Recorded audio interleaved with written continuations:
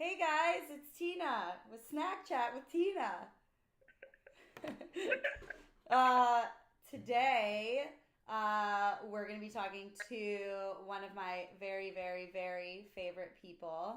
Um, Basically, a little blurb on her is she's a great therapist, a great friend, and a kombucha artist, and a foodie. Um, and Connoisseur. No. Fun fact, she's not a fan of animals. But for those of you who know me, if I can be obsessed with this person and them not really like animals that much, then you know that they're pretty awesome. So, she had some amazing talking points, and we're gonna be chitty chatting about some body love and food and all these great things. So, yeah, it's gonna be great. And I want to remind you all that any information that we talk about today, I'm not your dietitian. Maybe some of you I am, but on these videos, I'm not. She is also not your therapist, and it's really just for informational, educational, and fun-umational things, okay? So I'm not giving you therapy on a video. Anyways, she's on FaceTime right now because she doesn't live in Austin and she's not here. So I'm going to be looking at her through FaceTime, but I'm staring through the video. Okay. So here's Snack Chat. Oh, shit. The S is backwards. Hold on. Wait, just tell them why because it's the camera. How do I? Snack Chat. Welcome to Snack Chat. Okay, so drum roll. It's Stacy. It's Stacy Godoy, the therapist. Right there, you're not no one's therapist. She's the lovely lady. Whoop whoop. Okay. So hey Stacy. Hey Tina, What's up? what up? Woo! Some leftover Valentine's Day decorations. Yes, she's floating hearts everywhere. It is Valentine's Day, guys. Happy Valentine's Day. Oh my gosh, I wouldn't have talked to anybody else except for you, so I'm so excited. Yay. Okay. Oh, the background, if you're wondering, this is one of my badass macrame projects that I've been doing. And one of these days I'll get fancy and get an actual background for this. And an actual logo instead of my ghetto coffee mug that has dry erase snack chat on it. Okay. But I got you. That Stacy got me. Okay. So, tell me about you, why you're passionate about your job, what do you do? Give me a little lowdown on Stacy. A little lowdown about me. This is her talking. Oh my gosh, that's me talking. It's pretty accurate. Right? I'm a therapist. I'm a licensed marriage and family therapist. Got my degree from Pepperdine. Pepperdine. Been licensed for about almost like a full year. It takes a long time to get licensed, so I've been doing therapy for like since 2014. Yeah. And So working on your hours for so long. Yeah. For so long, and then taking the test and all that. So, got licensed finally last March, I believe, which is kind of nuts. Yeah. Never have to take Amazing. the test again, thank God. Yeah.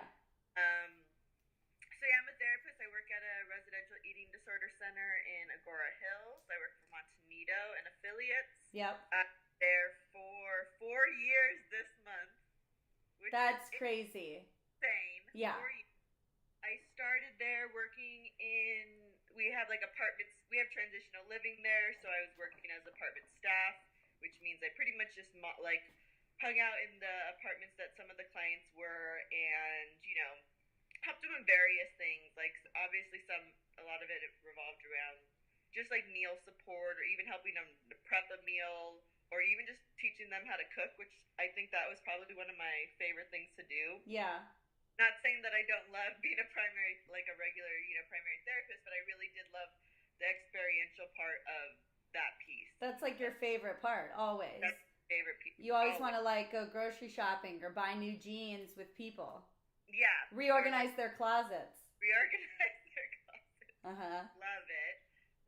Or going like on the lunch outing, so going with the girls to, wherever we went in city to practice, having them work on portions or pacing or ordering something that they might not feel confident to do otherwise. So I really, really love that part. I obviously eventually moved up to a primary therapist, and that's what I've been doing for the past, I would say, 3 of those 4 years. Yeah. Guys, it's Booby. It's Booby. She always loves to be on camera.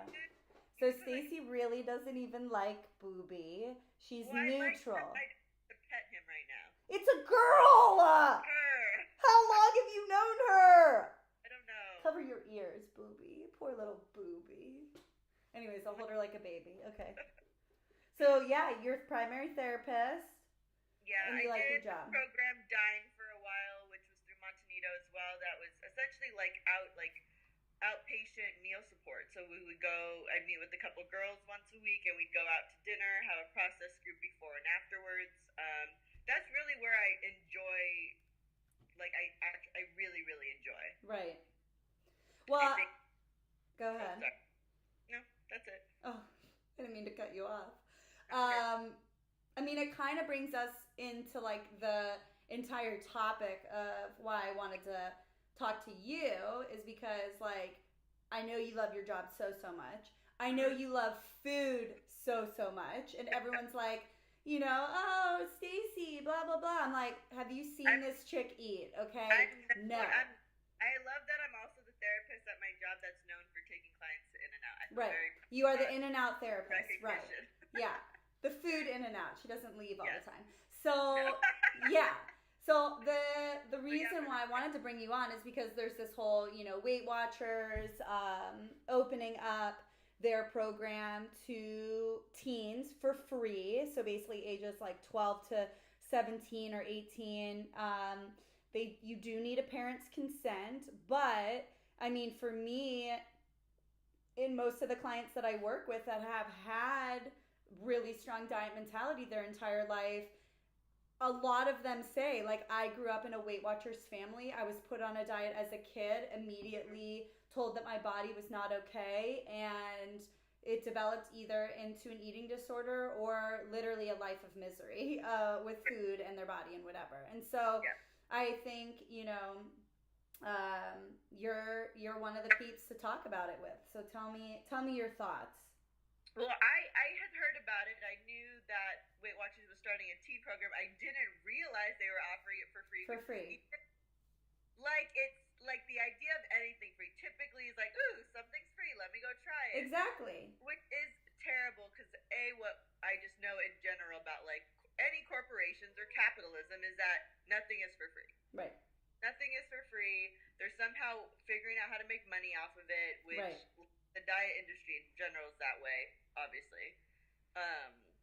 But that's what they're saying is that this ultimately is maybe not right away, going to get profit, but ultimately it's revenue for these people, these teens, when they become adults and then actually have to pay for it. Like locking them in now because, what I know or what the studies have also, like there's studies on this, like there's a reason why the diet industry is so profitable is because it doesn't work. People keep coming back over and over again, unfortunately, just because like it works in the sense of like they can drop X amount of pounds, but then because they don't really learn how to eat, they only learn like what not to eat. They don't really gain any real understanding of how to keep it off. Right. And like there are some success stories where people have dropped, an immense amount of weight, and been able to keep it off and like, do it in that way. Mm-hmm.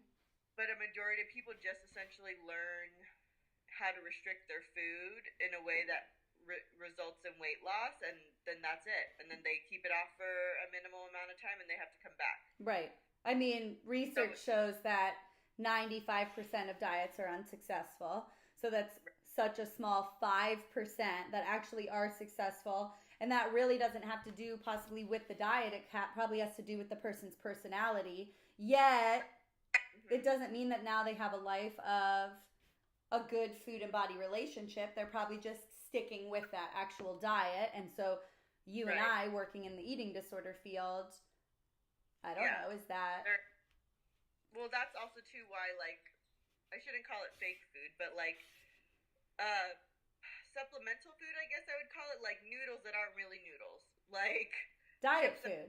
Chips, yeah, like all of the diet food, like that, people end up, that ends up being their norm, and we get so many clients who like didn't even know there was another version of that food. They just grew up on it because their mom had it or whoever. Right. So we're getting to like an age where like the kids who grew up with their mom in like the 70s or the 80s doing Weight Watchers and having all of that food, then started doing their own version, and now they're having kids. Right. And that's what they pass along. Yeah. And that's their norm. Yeah. So like, I don't know this to be true because I wasn't alive back then, but I highly doubt they had like lettuce wrapped burgers in the 80s or even the early 90s. Really, like protein wrapped anything, I don't believe was like a thing until like the late 90s. Well, I mean, that diet trends, you know what I mean? Yeah. I think at one point, and I don't have research in front of me for this or the actual dates, but it was like, you know, Atkins was really popular, and then it was fat-free everything, and then high protein, and now it's, you know, the biggest one is what? What is that, keto? Keto, yeah. And I mean, like, that's for people with epilepsy. There's no other research that proves that that is safe, but that is a diet fad happening right now that we're probably going to hear about for a while, you know, and that people are jumping on, and it's pretty dangerous. It's not normal eating. Yeah, and so when you combine like all of that stuff with like a kid who doesn't really have a sense, like have a really strong sense of self, and that, like, I don't know, as being a teenager in general, I don't know how strong, like it's really hard to have like a really strong sense of self and know what your values are. And then so when you emphasize the value of, you know, you need to, like, you should lose weight, or like, I don't know, I don't even know how that conversation would go between your mom, like your mom and, or your dad. I assume it's your mom, but like your mom or your dad or whoever, whatever loved one is telling you, hey, Weight Watchers might be a good idea for you. It's like, well, why? Like, why? I think it's a gradual, and you know, basically with a lot of clients that I work with, it's kind of been the parents' anxiety or concern about their child's body, even though their child's body is totally fine. But let's say maybe their body is concerning to their parents, versus the parents taking a step back and going, I'm just going to let my intuitive eater child take care of themselves and maybe grow into it, or recognize that this is their true body and they're healthy. Like, the assessment of health is totally fine. They try to intervene and they put them on diets, which is the absolute worst that you could do for a kid that's growing and their body's supposed to be developing. You know, you're setting them up not only with a life of psychological struggle, but, you know, of their actual body struggle, health and physically.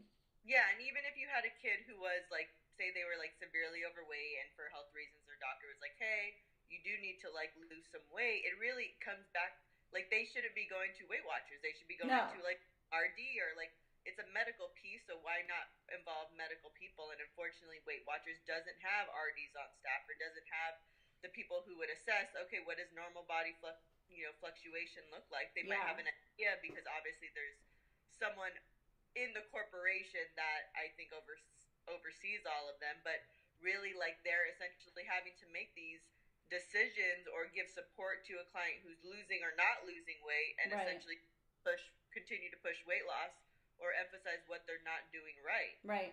I don't know if Weight Watchers has dietitians or not. I really don't know that. I can't say for a fact. I know at Jenny Craig they have an RD who like oversees the company. Got it. So maybe designs the food or structures the points, but is not meeting with clients.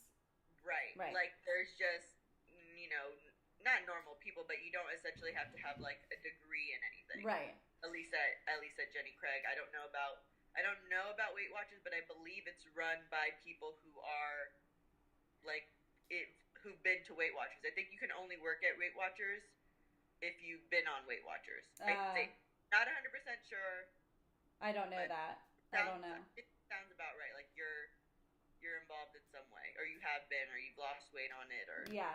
And I think like I really don't know how people create these diets or assign points without even doing a medical assessment or learning about the person or meeting with the person. I just really, that's the part that's really upsetting, is that with a lot of clients that I've worked with on these point systems, they've just been quickly assigned. And I don't know if they go through an assessment or anything along those lines. Like some their height and weight. Their height and weight, yeah. And that's a terrible assessment of health. Or what our body actually needs, because I mean, this is an entire another video, but calories in versus calories out is bullshit. It's not a real thing, you know, and that may upset a lot of people that are watching this, but to be talked about. So yeah, I mean. So yeah, it's a bummer overall, because it's like, again, like these kids aren't going to, like, they do have support groups at Weight Watchers, so I will give them definitely like one-on-one. Like, they do have this really supportive community where, like, they meet every week and, like, talk about, you know, things. So, yeah, I gotta get the snack check. So there's this component which is very community and is very based on, like, helping each other. But, again, it's, like, the basis of it is to essentially, like, there's no way around not seeing it as restriction. Right. And I'm not here to bash Weight Watchers. I'm not bashing that company. I'm really not. I'm more upset about the actions taking place or the philosophy behind forcing these kids or offering this free program to teens, where if it was the same with cigarettes, like, we all know that smoking has all these risk factors, and ultimately all these smoking companies had to stop using the cartoon camel because it was too enticing to kids.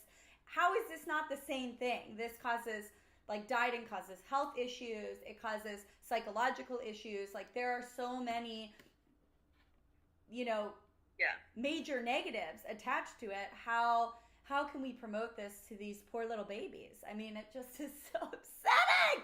Yeah. I could go on about it forever.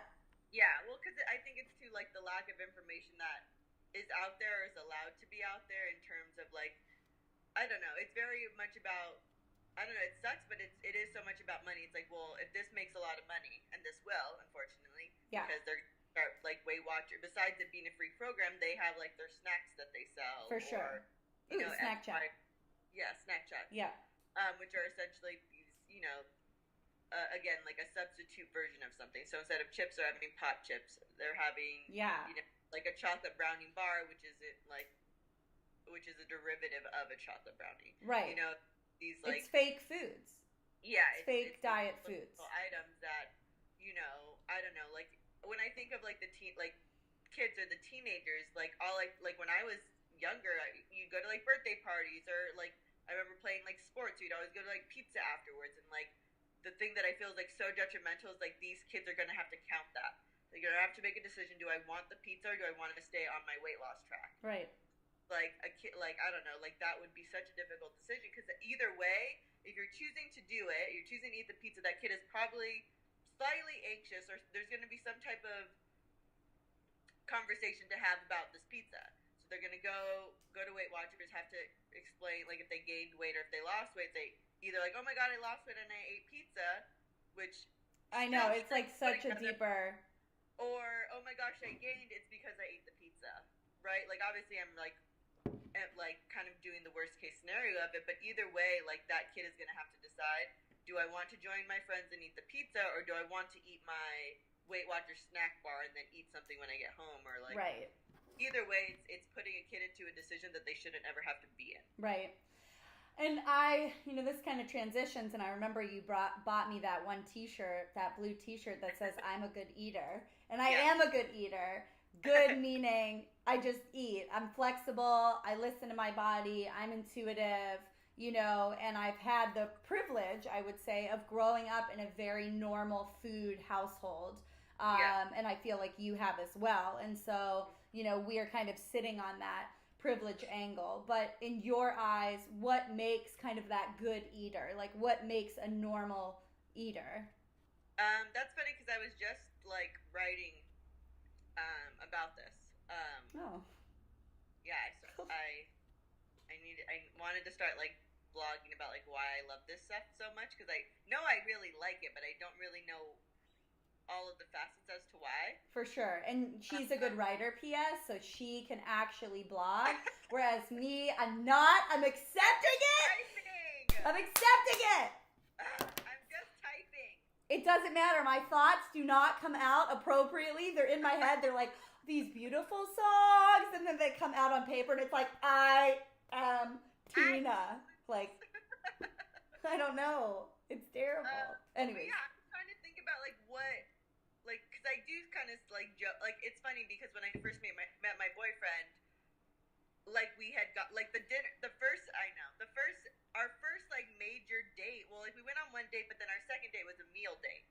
And I was like, fuck, like, I had not been on a date in a very long time. So that's just a side person. Nobody judging. But B, it was like, shit, like, what if he doesn't want to share? What if he orders us, like, a weird, like, salad with the dressing on the side? What if he's like, paleo? What if he's, fuck, man.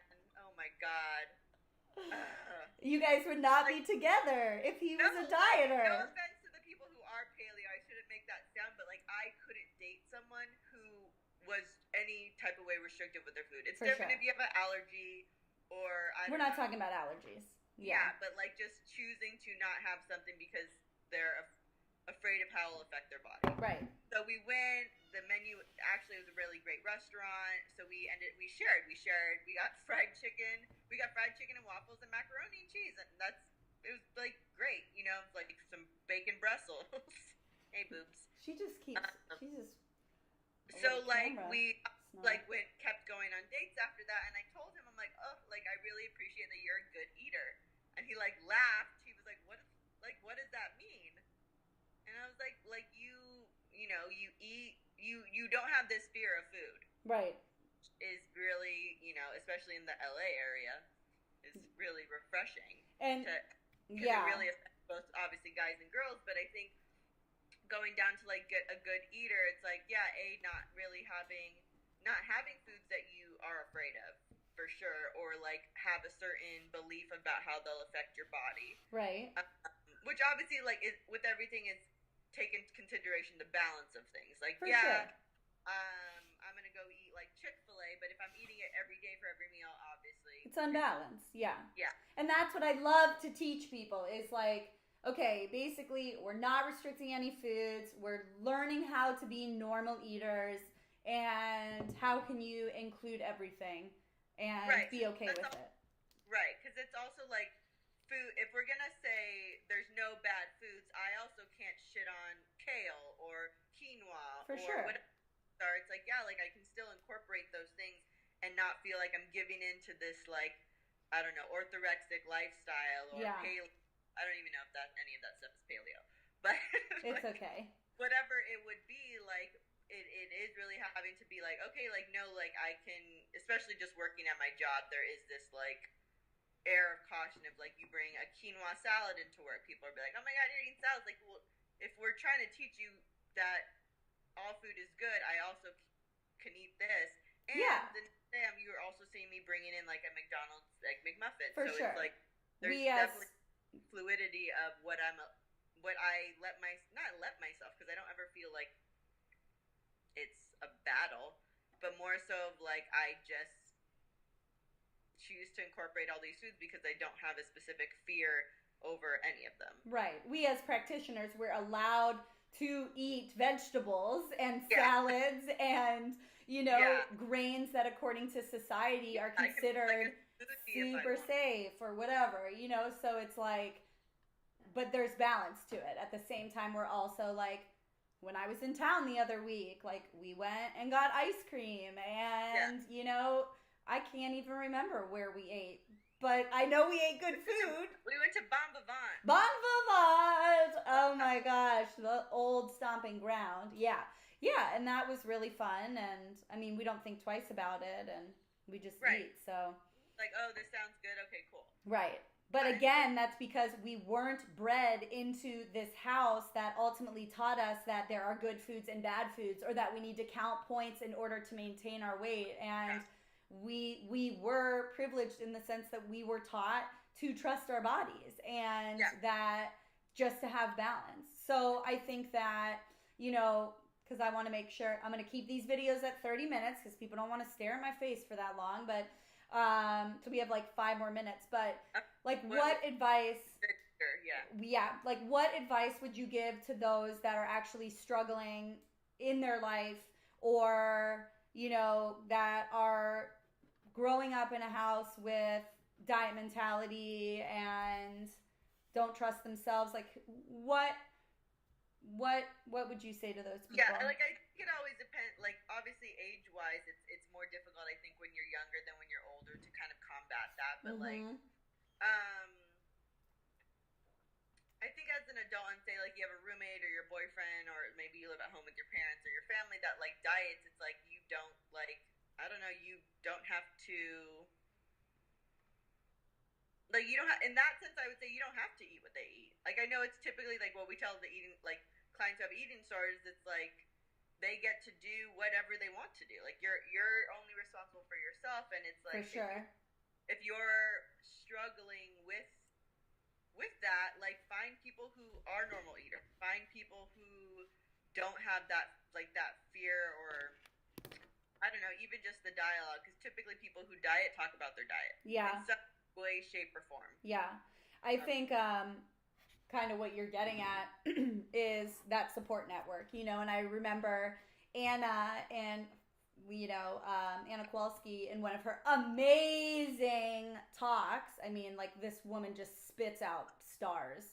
She was talking about, and we could even use your face, but like making sure that there's all these people outlining your whole recovery or your whole lifestyle that are supporting you, and that if there are negative people in your life that are leaving gaps in your kind of support network, or they're negatively influencing it, you're not going to be able to have that peace with your body, peace with your food. And so it's ultimately really including that support system that are positive. And even like as someone who like doesn't have an eating disorder, like the friends that I choose to eat with aren't ones who are not dieters. I can't think of one friend in my life that literally diets, because if they do, I'm like, it's uncomfortable. I can't be friends with you. I can't, because you're driving me crazy. This is my life. Like, I get to choose. I get to choose my peeps. Like, there's some of my friends who diet, and that's like obviously their option. And we might do other things together, but we're not going to eat together. I'm not going to invite them to my house to eat, or go, you know, wherever they're going, just because it feels. Obviously, working in the field, there's an added level of like uncomfortability when someone's like, you know, you can feel it in your body. For sure. Oh my God, I could like. Slightly got afraid it. Yeah, like it just feels bad, and then you just feel sad for them. Like, I don't want to sit and worry about my friend who's struggling with food, especially because most of the time they're not really that open to talking about it. Right. It's or like reach out to me and say, hey, I'm really struggling with this. Completely different feeling. But when they're so kind of hooked into that's the right thing to do and don't really care to hear otherwise, which unfortunately is a lot of is the way that it is. Yeah. People encountered who do really like intensely diet, or really like strong with the paleo or the keto or whatever they're trying, the juice cleanses, like they don't really care to hear different most of the time, just because they've heard otherwise. And that's okay, because I'm not trying to help people that really don't want help, you know, like we are in the field because we want to actually help make a positive influence in people's lives. And, you know, if they don't want it, I'm not going to be over here preaching. And then like to like broaden the scope, it just comes down to values. It's like, I don't value that piece. Like, I don't feel the need to want to manipulate my body shape to look like a certain type of way. Like, there's many things that I do in my life or don't do now. Like, I don't wear makeup as much, or Like stuff, just like small things like What's that. makeup? Like I do like to wear makeup every so often, but You do, and when you do it, I know you look fine. I like glamazon it up. You look glam, so glam. It's like me putting on makeup. I'm like, oh my god. I can't. I don't know how. But yeah, like I use it more as like for play than like something sure. that I feel to use to present myself to the world. Like for sure. You know, like so, like I have all these confetti hearts like in my shirt everywhere. My gosh, my gosh. Well, so yeah, and I mean, look, people that wear makeup love wearing makeup. You got it, girl. Yeah. Do it up. It's you know, like anything, it's like the intention of it. Like, for sure. Do you want to feel tied to wearing makeup every day, where you feel like you can't leave the house, or do you feel like you have this like certain amount of balance where you can do both essentially? Like you can wear makeup and then you can not wear makeup and still feel a certain level of confidence within yourself to do that. So it's like, with that is like, again, it goes back to like the values. Like, well, what are you choosing to value? And if whatever that is, like, how are you involved? Like, are the people around you also supporting that value? Because it's really hard to hold strong to your own values when other people are trying to influence you otherwise. Right. You have a heart right in your nibbly bit here. Oh my gosh. See it? Yep. Nope. Yep. Right there. Yep. You got it. How did you see it? I don't know. I just didn't see it. So that being said, you know, I think that, you know, of course, we are literally just nipping off the iceberg of this whole conversation. Because we like glazed on. Oh my God, we just nipped it off. So I would say if you actually are really struggling, or these types of conversations, it's like perking up your thought process here, I would encourage you all to go reach out, find a therapist that specializes in eating disorders. It doesn't necessarily mean you have to have an eating disorder, but at least this individual has that training and understanding on the diet mentality, body struggle, all of that. And then find a dietitian. Hey, what's up? But if you need someone in your area, there's like lots of resources that, you know, if you send me a message, I could definitely throw out there, you know, for you. But having a dietitian that specializes in eating disorders. Don't go to just your regular Sally Mae, Booby Bobby Sally Mae dietitian. Don't do it. You gotta get that one that specializes in health at every size, hashtag whatever. Yeah, you can also ask them. Not hashtag whatever. I meant to say hashtag health at every size. I'm supporting health at every size. What? I said that you can also ask them like what their mentality is around. For sure, but I also think, you know, we want to make sure that you're getting the people on your team right off the bat. So, long story short, get a therapist, get a dietitian, solid support network. Basically, you know, surround yourself by very normal eaters, supportive people. Yeah, that's awesome. So, okay. Part of these videos I want, you know, again, this is the first video. It's the first video in this entire process. So I don't even really know what I'm doing, and I don't know where I'm going with it. So if you want, send in some questions and about topics that I'll talk about, and have different professionals, and, you know. Are you putting this on YouTube? Say it again? Are you putting this on YouTube?